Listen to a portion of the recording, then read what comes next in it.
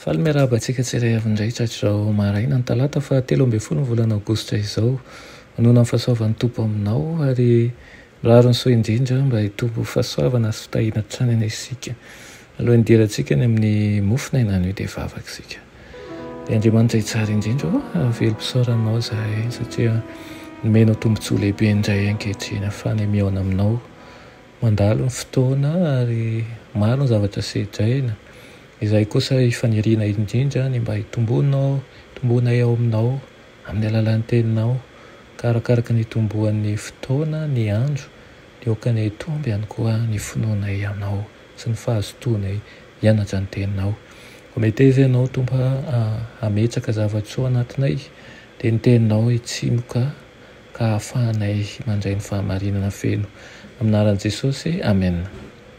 Raha teny mofina ino antsika androany dia manao hoe irery alaina amin'ny Isaia 3:7 manao hoe nanosiosy ny famiazam-boaloboka irery aho fa tsy mba nisy niaraka tamiko ny avy tamin'ny firenena na dia iray akory aza. Amen. Nandritra amin'ny fahazazany ny fahatanorahany sy ny nahalehibe azy dia nahanyrery Jesosy tamin'ny mpahadiovana sy toetra mahatoky no nanosioseny ny famiazam-boaloboka irery fa tsy mba nisy niaraka taminy ny avy tamin'ny firenena na dia iray akory aza. Nitondra ny andraikitra mavesatra sa tsy zakan'ny aina ho famonjena ny olona izy. Fatana fa raha tsy misy fiovana entitra eo amin'ny foto-kevitra hijoroana sy ny zava-kendren'ny taranak'olombelona dia tena ho veriny rehetra. Tsy takatry ny reniny sy ny rahalahiny ny asa nandrana azy na dia ny mpianana aza tsy nahafantatra azy akory. Nitoetra teo amin'ny fahazavana mandrakizay izy tamin'ny maha iray azy amin'Andriamanitra fa ny fiainany teto an-tany kosa dia tsy maintsy olanina amin'ny maha mandrery azy.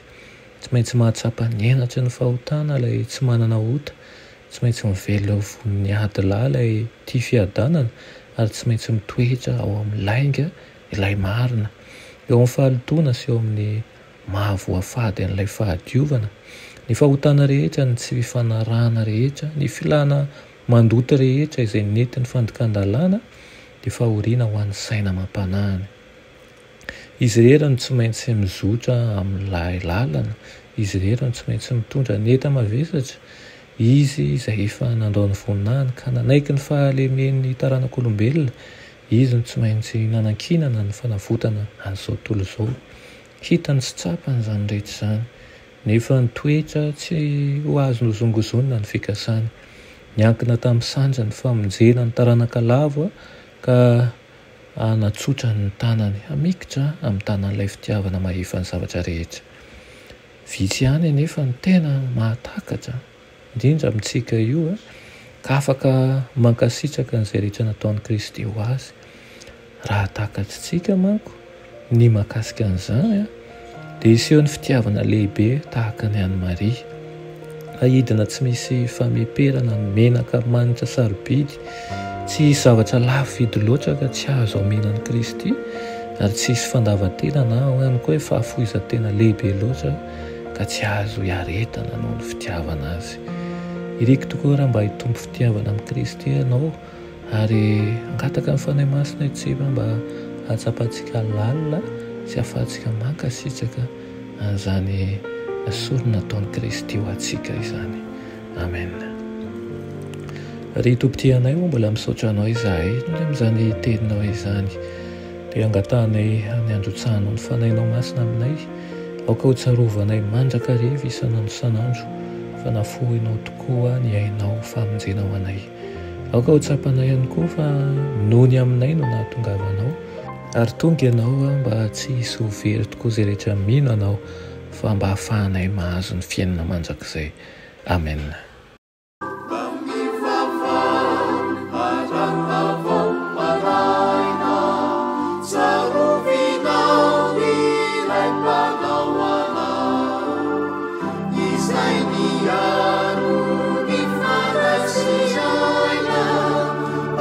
Salama tu is